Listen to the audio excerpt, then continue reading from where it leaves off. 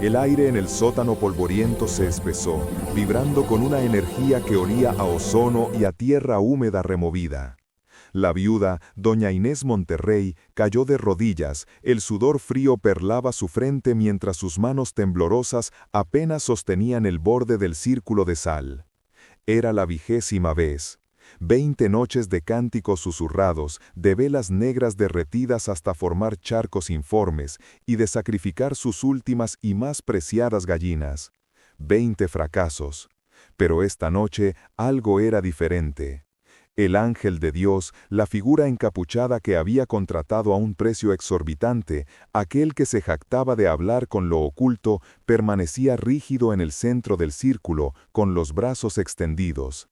«Está manifestado», gritó, su voz retumbando contra las paredes de piedra, una voz demasiado profunda, demasiado resonante para el cuerpo enjuto que la proyectaba.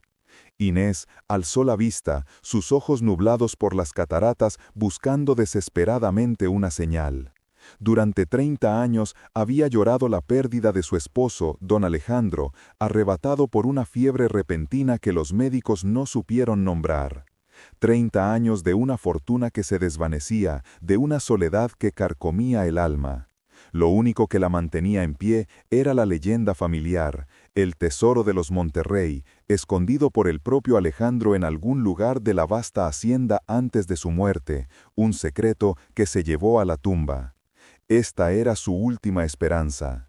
Un pacto con lo que fuera necesario para traerlo de vuelta, solo por un momento, solo para que revelara su secreto. Una corriente de aire helado barrió el sótano, apagando todas las velas excepto la que el ángel sostenía. En la penumbra danzante, una sombra comenzó a coagularse frente a él. No era una forma humana al principio, era más bien una distorsión en el aire, un pliegue en la realidad que absorbía la poca luz que quedaba. Lentamente, la distorsión tomó contornos, los de un hombre alto y corpulento. Inés ahogó un sollozo. Alejandro. Era su silueta, su porte, la forma en que inclinaba ligeramente la cabeza a la izquierda. Alejandro, susurró ella, las lágrimas surcando las arrugas de su rostro. Amor mío, he venido a buscarte. La figura no respondió, permanecía inmóvil, un espectro de humo y recuerdos.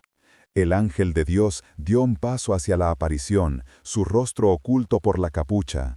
Habla, espíritu errante, la viuda te convoca, revela lo que escondiste, ¿dónde está el oro de los Monterrey? El silencio se estiró, tenso como la cuerda de un violín.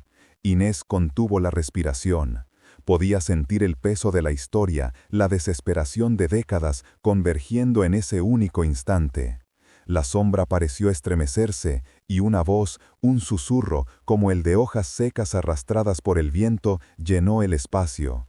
No era la voz cálida y segura de su esposo, era un sonido hueco, antiguo, lleno de un eco de tierra y olvido. El oro, sisió la aparición, está donde la traición echó raíces. Inés frunció el ceño, confundida. Alejandro nunca fue traicionado. Se miraron, el ángel y ella, por un breve segundo. Él asintió, instándola a presionar. «No entiendo», dijo Inés, su voz temblorosa. «Sé más claro. ¿El patio, bajo el viejo rogle? Por favor, mi amor, el tiempo es corto». La sombra se agitó violentamente, como si una ráfaga de viento invisible la atravesara. Levantó un brazo etéreo y señaló no a un punto en el sótano, ni hacia el techo que conducía a la casa, sino directamente al ángel de Dios. La voz hueca volvió a sonar, esta vez más clara, más fuerte, cargada de una furia helada que congeló la sangre en las venas de Inés. «No soy Alejandro», retumbó el espectro, y la temperatura del sótano se desplomó. Lentamente, muy lentamente, levantó sus manos y se retiró la capucha. Bajo ella no estaba el rostro de un extraño, sino uno terriblemente familiar, envejecido y marcado por cicatrices, pero inconfundible. Eran los ojos de su hermano menor, Ricardo. «Hermana», dijo Ricardo, con una sonrisa torcida y cruel, «parece que has convocado al fantasma equivocado». El aire en el sótano se volvió tan denso y frío que parecía resquebrajarse con cada respiración. Inés retrocedió un paso, su mano volando hacia su boca para ahogar un grito que murió en su garganta. El rostro de Ricardo, surcado por décadas de una vida que ella nunca conoció, era una máscara de triunfo amargo. Los ojos que una vez compartieron secretos infantiles, ahora brillaban con una malicia helada que la aterrorizaba más que el espectro furioso que se cernía entre ellos. «Ricardo», susurró, el nombre un fantasma en sus labios. «Pero, ¿cómo? Te vimos. La carta, el funeral». «Mentiras, hermana», siseó Ricardo, dando un paso hacia ella, su disfraz de ángel cayendo al suelo de tierra como una piel desechada. «Mentiras para cubrir otras mentiras. ¿Creíste que Alejandro era un santo, el hombre de negocios perfecto? Me envió a la guerra para quitarme de en medio. Quería mi parte de la herencia de padre. Y cuando volví, herido pero vivo, se aseguró de que nadie lo supiera. Hizo un gesto hacia la sombra vengativa. Él era mi socio, mi único amigo después de la guerra. Alejandro nos traicionó a los dos, robó nuestro descubrimiento y luego lo asesinó a sangre fría cuando exigió su parte. Yo solo terminé el trabajo».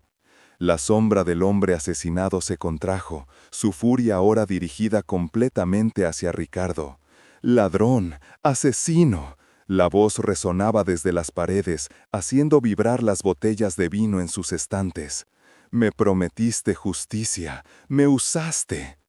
«Te usé para encontrar el oro que no pude localizar», admitió Ricardo, sin una pizca de remordimiento, sus ojos fijos en la palidez de Inés. «Alejandro era astuto, lo movió, y sabía que solo tú, su amada viuda, con tu desesperación y tus estúpidos rituales, podrías obligarlo a revelar su secreto desde el más allá. Pero convocaste al equivocado, al fantasma correcto para mi propósito». Inés sintió que el suelo se desvanecía bajo sus pies. 40 años de luto por un hermano, 20 años de duelo por un marido. Todo era una farsa tejida por el hombre que tenía delante. La traición era una herida tan profunda que eclipsaba el miedo. El espectro, ignorado, comenzó a desvanecerse, su energía consumida y su propósito frustrado, pero no sin antes lanzar una última y sibilante advertencia que solo Inés pareció escuchar. «La raíz, no es el oro, la raíz». Ricardo avanzó, su sonrisa torcida revelando la oscuridad que había anidado en su alma. «Ahora, hermana, deja de llorar. El pasado está muerto, y gracias a ti, por fin sé dónde está mi fortuna. El patio, bajo el viejo roble». Se detuvo justo delante de ella, su aliento fétido rozando su mejilla. «Solo queda un cabo suelto». Inés lo miró, el terror finalmente dando paso a una fría resolución. La vela sobre la mesa parpadeó, proyectando sus sombras danzantes sobre la pared detrás de Ricardo, y por un instante fugaz, Inés no vio una sombra, sino dos. Una era la de Ricardo, alta e imponente. La otra, pegada a la suya, era más pequeña, deforme, y parecía sostener algo en la mano. Algo que Inés reconoció con un escalofrío que le recorrió la espina dorsal. La segunda sombra levantó el talismán, y de la pared, una voz distinta a la del espectro, una voz tranquila y familiar, susurró directamente en la mente de Inés. «No está hablando del patio, Inés. Mira su bota izquierda». El hedor a cera quemada y a gardenias marchitas se aferraba a las cortinas de terciopelo como un sudario. Era el olor de la esperanza podrida. Doña Inmaculada Monterrey, con los nudillos blancos de apretar el rosario de su difunto esposo, observó la 20ª vela parpadear, su llama danzando como un alma diminuta y desesperada atrapada entre dos mundos. 20 intentos. 20 noches de súplicas susurradas, de rodillas magulladas sobre el frío mármol, de ayunos que le habían tallado el rostro hasta dejarlo como una máscara de hueso y pergamino. Y 20 fracasos. «Está manifestado», había gritado el ángel de Dios la primera vez, con los ojos desorbitados y la espuma acumulándose en las comisuras de sus labios. Pero no se había manifestado nada, solo el silencio burlón de una casa demasiado grande, demasiado vacía. El ángel, un muchacho flaco llamado Ezequiel que se había autoproclamado profeta del barrio, era su último recurso, una balsa de fe dudosa en un océano de dolor. La llama de la vela se encogió, amenazando con extinguirse. Inmaculada contuvo la respiración. Afuera, la noche de Monterrey de 1989 era un monstruo húmedo y pegajoso, el aire denso por el calor de agosto y el zumbido lejano de los primeros grillos. Dentro de la casona de la colonia Obispado, el tiempo se había detenido el día que el corazón de don Armando se rindió. Desde entonces, Inmaculada vivía en un crepúsculo perpetuo, iluminado solo por la luz de estas velas rituales. A su lado, Ezequiel comenzó a mecerse, un leve vaivén que ganaba impulso con cada segundo. Sus ojos, normalmente de un marrón lechoso y anodino, ahora parecían pozos negros absorbiendo la poca luz de la habitación. Llevaba su habitual guayabera blanca, impecable a pesar del sudor que le perlaba la frente y le manchaba las axilas. Era su uniforme de santidad. «La puerta se está abriendo, doña Inmaculada», murmuró, su voz un graznido gutural que no parecía pertenecer a su cuerpo de alambre. «Las legiones celestiales escuchan, el sacrificio es aceptado, siento su presencia, la siento». Inmaculada no sentía nada más que el calambre en sus piernas y el sabor amargo de la bilis en su garganta, pero necesitaba creer. La necesidad era una criatura famélica que le roía las entrañas, más fuerte que la razón, más persistente que el luto. Miró el retrato de Armando que presidía la sala, colgado sobre la chimenea de cantera. Él la miraba de vuelta con esa sonrisa suya, a medio camino entre la indulgencia y la burla, la misma que usaba cuando ella se preocupaba por nimiedades. ¿Era esto una nimiedad, amor mío? ¿Querer oír tu voz una última vez? Ezequiel se puso de pie de un salto, derribando la pequeña banqueta en la que estaba sentado. Sus brazos se extendieron hacia el techo, los dedos crispados como garras. «Ven, espíritu noble, ven, Armando Monterrey, siervo de la luz, tu esposa te llama, tu casa te reclama, el ángel de Dios te lo ordena». El silencio que siguió fue tan profundo que Inmaculada pudo oír el latido de su propio corazón, un tambor fúnebre en la caja de sus costillas. El zumbido de un mosquito solitario se convirtió en un estruendo. La vela parpadeó violentamente, proyectando sombras monstruosas que danzaban en las paredes. El rostro de Armando en el retrato pareció oscurecerse, su sonrisa, ahora una mueca siniestra. «No funciona, Ezequiel», susurró ella, la derrota pesando en cada sílaba. «Es inútil, él no va a venir». «La fe, hermana, se necesita más fe», exclamó el muchacho, girándose hacia ella con una ferocidad que la asustó.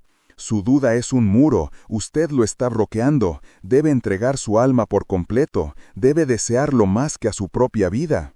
Inmaculada cerró los ojos. Desearlo. Oh, claro que lo deseaba. Deseaba volver a sentir el peso de su mano en la suya, el olor a tabaco y a colonia Old Spice que se aferraba a sus camisas.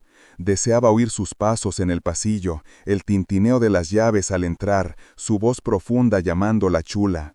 El deseo era un fuego que la consumía por dentro. Se concentró en ese fuego, lo alimentó con sus recuerdos, con cada aniversario, cada beso robado, cada discusión tonta. «Armando», rogó al aire viciado, «por favor, solo una señal». Fue entonces cuando ocurrió, un golpe, seco, fuerte, inconfundible.